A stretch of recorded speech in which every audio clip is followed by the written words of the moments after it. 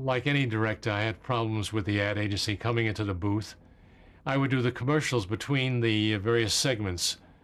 What I told you, we would be paid talent fees. But the agency producer would come in and say something outrageous to me. Or with Van Camp Little Show, for example, there was a very nicely lit shot of beans in a dish. And from the floor, he would complain, and I'd hear him on the microphone, "Alan, can't you get back further, or can't you come in closer?" And I didn't want to do that. And I remember one time the agency man came into the booth and said, "That's much better." And I hadn't moved the camera. Nothing had changed. So there was a perpetual fight going on between the creative end of the broadcast and, also it wasn't just the agency that you had, as drama be developed, you had continuity acceptance standards and procedures involved. They'd want to see a run-through of the drama. And they would come in usually when they get a copy of the script, they'd say, "We don't want you to use this line," or "You don't use this word or the sentence," or whatever it might be. It was censorship.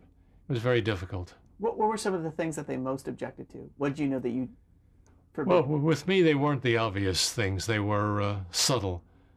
They were, for example, I did an adaptation of a Broadway show, Five-Fingered Exercise, which was a pianist who committed suicide. Now, you can't commit suicide on television. I had to get the effect somehow or other, so I had the playing of the piano and I had the head going forward, and that's the sound. That's what I blacked out on. But I never really had problems with it. I did at one time, doing a variety show, I directed the Kate Smith Hour. I alternated with Greg Garrison. I would do Monday, Wednesday, and Friday, or I'd do Tuesday and Thursday. He would do Monday, Wednesday, and Friday. And I would do all the drama on the show.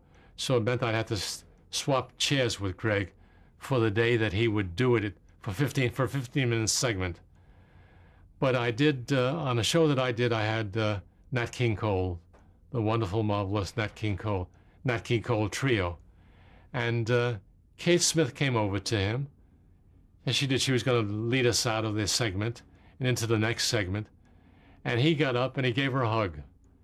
And I got a call later on from Pat Weaver saying to me that the ad agency man representing Chrysler, who was the sponsor, was in there complaining about the intimacy of the...